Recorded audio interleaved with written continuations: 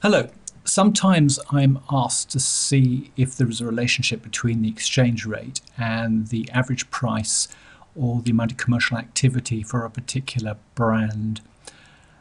Generally, the best way to do this is to look back a long way in terms of history. So we tend to use the BPPI because it goes back 10 years. So let's log in here. Now, the BPPI is normally used to look at analogues for generic launch, how quickly the generic price comes down after patent expiry and loss of exclusivity. But today we're going to have a look at the exchange rate to start with. So the first thing we need to do is to find the exchange rate in here, and we store it under product name short, which is an abbreviated form of the product name. Leaves out things like short dated and limited availability and things like that, which is sometimes tacked on to the ends of product names.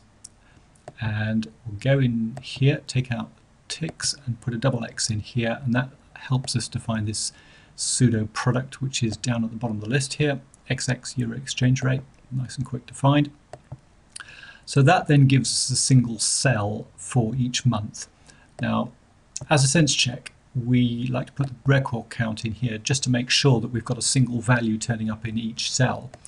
If there was anything more than that, then there's something funny or not quite right with what you're doing, particularly with regard to exchange rates and reimbursement prices.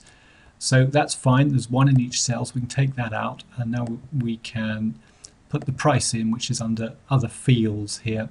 So that'll give us the value of a euro in pound sterling each month. So we've got that now going 10 years back, so we can watch it changing from virtual parity, where are we, right through to today, where we're nearly 71 pence per euro.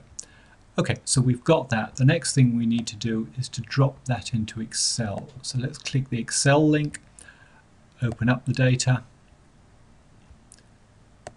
enable it, and then copy it out into an existing spreadsheet. If we've got one, let's create a new one then. So if I paste values in here, there we go, we've got a deadline there, so we can delete that. Okay, and back into the BPPI. So now we need to look at a real product and get rid of the exchange rate. So we don't need to untick that, we just need to get rid of the XX exchange rate, euro rate. So to do that, I'm going to select all the products and then deselect them, and it'll be gone. So I'm now going to look for Creon. And I know there's a lot of commercial activity going on for this, particularly the parallel imported form, so let's do that.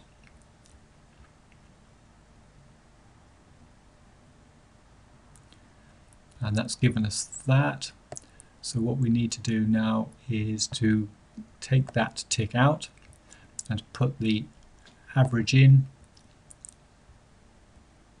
and potentially the record count as well, because they both might give us clues as to what's going on.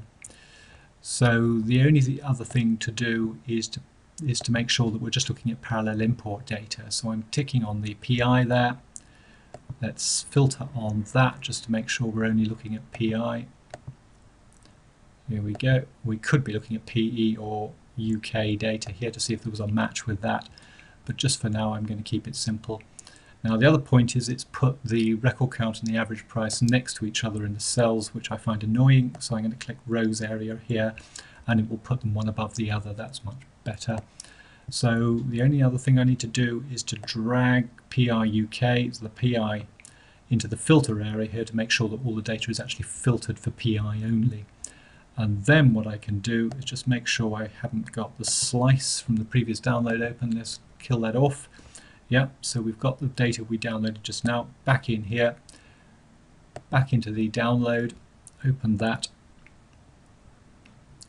That's it.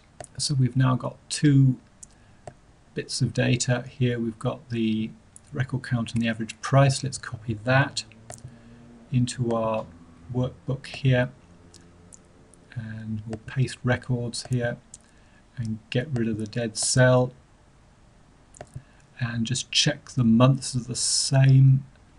Well, they're not, so there are slight discrepancies, but then we could work from here and actually work out the relationship between the exchange rate and the record count and the average price of Crayon there.